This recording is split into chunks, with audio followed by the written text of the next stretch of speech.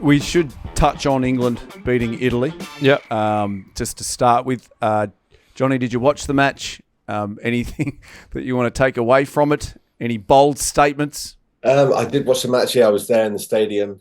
It was an awesome, lovely day, and it was interesting to take away. I thought Italy came out really pretty sort of pumped up. I thought they looked like they had some structure. They executed pretty well, and they looked pretty reasonably, I think, complete as a team. And fair play to them. I thought England at the beginning showed some of the intent that we've been looking to see, and just a bit of discipline sort of got them a bit lost, maybe a bit sticky in the first half. Italy really capitalized that, and suddenly England had a challenge on their hands, which they had to manage, and they did. They sort of did the right things in the right areas, but just couldn't, I guess, push on to that next stage and deliver what everyone was hoping. So it ended up being just another close one. But good start for Italy. Second half, a bit disappointing as they kind of lost their momentum and their kind of skill levels and what have you. But for England, I thought it was one of those games where some new players got in there, younger players got capped. Very much a start to something. But it's what happens next that's going to be key, because go and face Wales now in Twickenham. There'll be expectation, and connecting with the fans at the moment is a really, really big priority, and how they do that. So it's going to be a case of, yes, we really want to win, but it's also still in that how we win. But I think it was a reasonable start, but the levels definitely need to come up. Now, Goit, I know that you would have set the alarm. You love watching England play. You've said this numerous times on this podcast. Do you think they can go on to win the whole Six Nations, Goit? Oh, gee, I hope not. Could you imagine the carry-on? I was actually awake for it because Alex Corbacero I'm staying with, and he does the Six Nations coverage for NBC, I think, over here. NBC, Corbs? Yep, so he's listening. He wants to get in here. I said no. But, yeah, so I did watch it. I was hopeful. But in the end, obviously, England were too classy in the end. But how many games have Italy actually won in the Six Nations? They've never beaten England before, have they? No, I don't think they've beaten them before. No, I mean, look, Italy have been 31 against England. Corbs. He could actually, we could maybe give him a gig, but look, Italy have probably struggled a little bit, in the Six Nations, but they're starting to put a pretty good side together, and not just they got some star players, Ange Capuzzo and like Tommaso Allen and Monty Ioane is playing well as well. There's some good players. Negri, I think, at number 6 or plays in that back row. I think he's certainly one to watch, gets over that advantage. I don't think he's Zimbabwean born, but Italian father. They've got some good players, but what they're starting to do is starting to play as a team and being able to put sustained periods of pressure against these opposition sides. And when you look at this English side who had a few debutants, then they're going to find they'll probably take a bit of time to find their feet and really gel. And if there's any time to kind of knock them off, it's probably earlier on in the tournament, which then leads to what Johnny was saying. It's what happens next against Wales, who in some ways are in a pretty similar position. Yeah, I thought those 2 tries earlier were well constructed. I think they're starting to put some really good shape together. It's just a matter of being able to be consistent and put those passages together for 80 minutes to beat teams like England and the top nations of the Six Nations competition. So, I mean, I think they'll learn a lot from that match, and I'm really interested to see how they go in the second round. Now, Johnny spoke about England taking on Wales next week. Obviously, Wales went down to Scotland, a real nail-biter, tight one. Scotland got out to an early lead, 27-zip. Then the Welsh came home with a wet sail. Goitan, you're Mr. Wales. Why did it take them 40 minutes to wake up? I don't know. I almost ripped up my shirt. I would have just done this supporting someone else. I'm not sure. I think I've never seen that first 40 minutes. I don't think I've seen Wales play as bad or make as many errors as they did in that first 40. Whether it's nerves, they're a really young squad. They've got a lot of new players coming in. Whether they had to get to that point where they were behind by 27 points to give them that attitude of nothing to lose. And then they started to feel like they belonged maybe at that test arena. I'm not sure, but it ended up being a cracking game. Luckily for you, Prof, they held on, but it would have been one of the great comebacks if they were able to pull it off. Absolutely. Johnny, obviously Finn Russell, excitement machine there at number 10. Is he the best number 10 going around at the moment, do we think? I think he's certainly in that zone where he's leading the game. Definitely, I think there's loads and loads of good number 10s out there, but he's the one I think he's got the energy with him, and he's just in that creative space where things are unfolding, and he's starting to change the game a little bit, just the way it looks, or the way it can look.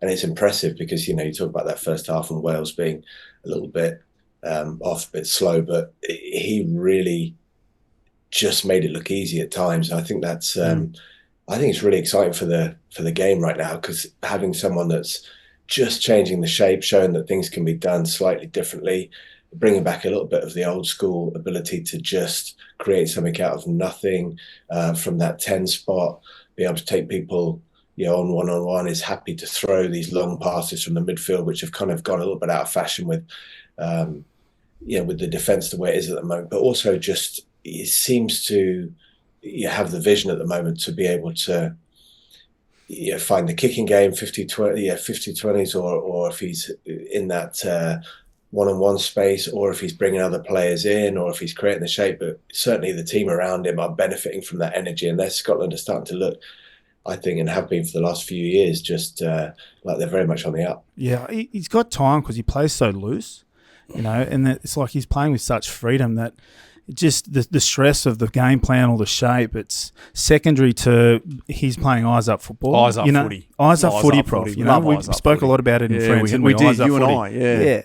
And he's playing with such freedom, and you can see he's enjoying himself. Just allows him to get his eyes up and tack where the space is, and there's no fear around making mistakes. And I think that's what makes him so dangerous. One thing I did do over the last couple of weeks, I tuned into that new Six Nations program. I think it's on Netflix, and there were some really interesting points from Finn Russell. He sort of said that he just doesn't really bring too much energy to training. Like, he's just not someone that really enjoys training. He just likes to play, which I can relate to. But he's a bit of a rogue. But that's where I think Gregor Townsend's done it's a bit of a masterstroke by making him captain, because then it means he has to bring that every training session, every team meeting, all that type of thing. He needs to be on to be able to to lead by example, but also then be able to say something and then it have weight when he's talking to those teammates. But then off the back of that on the weekend, when in the second half, I think they conceded 14 penalties straight and they weren't getting their right shape. And there were quotes from Finn Russell after the game just saying that the players around him weren't responding to the communication that he was putting out there. So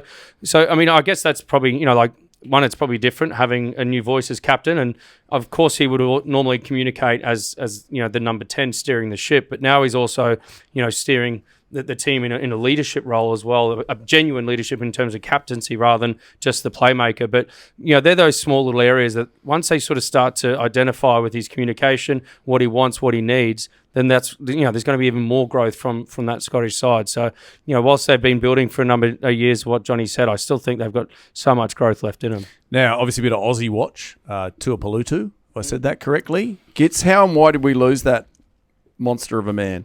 Yeah, it's a good question. There's a lot of good players that we've lost. I don't know. He was playing in Japan. I played him. I think he was at Yamaha when I was at Suntory.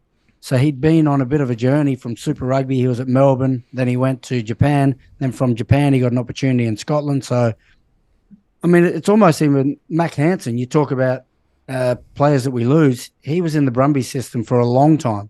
Never really started there. Went to Ireland, and for some reason it just clicks. When you move away, a certain style may suit them, and then you can actually see their ability. I think this has been the same, in Scotland, and obviously with Mac as well in Ireland. Yeah, well, I mean, Jack Dempsey's another who played for the Waratahs. I think he's in the Wallaby squad. I think he got capped for the Wallabies, actually, Jack Dempsey as well.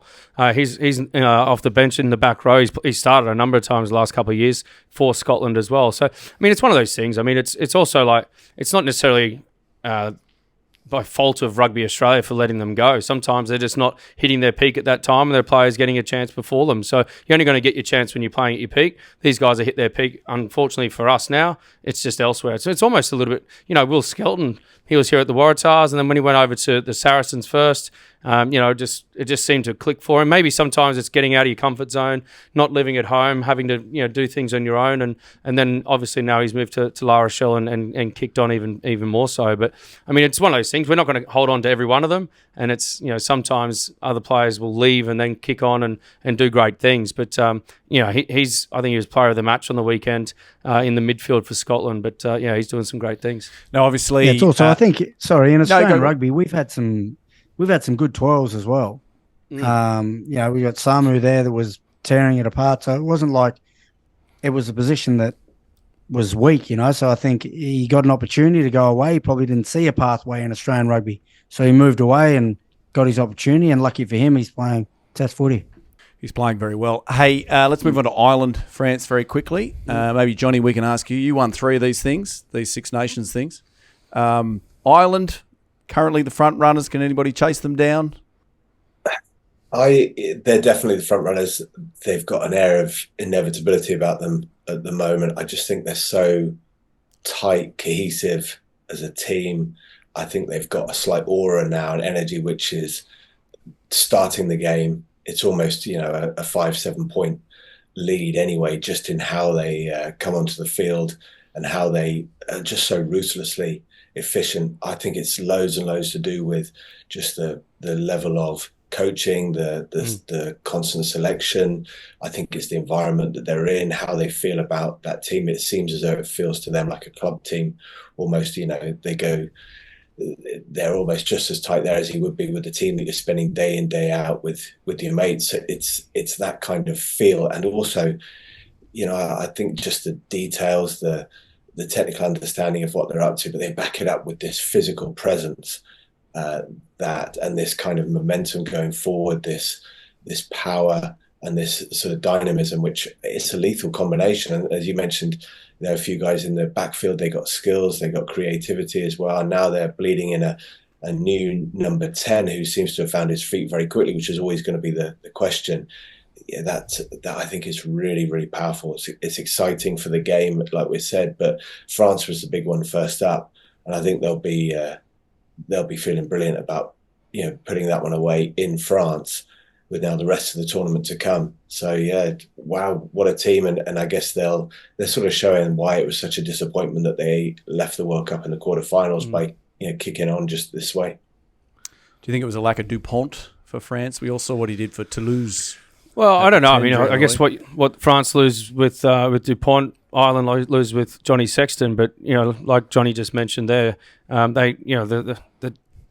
the replacements they've got coming in, the depth they've got. I mean, maybe even, obviously Johnny Sexton missed a few at the start of the World Cup. They maybe started to play, with a team that was going to be quite similar to what it is this year. I know that obviously also Antoine Dupont missed some through the World Cup as well. But I just think the physicality of the Irish brought and the variation in their game just probably surprised a little bit of the French. I mean, I just thought they were just clinical. I mean, Ireland, and again, Johnny touched on it, Andy Farrell and the coaching that they've instilled in them.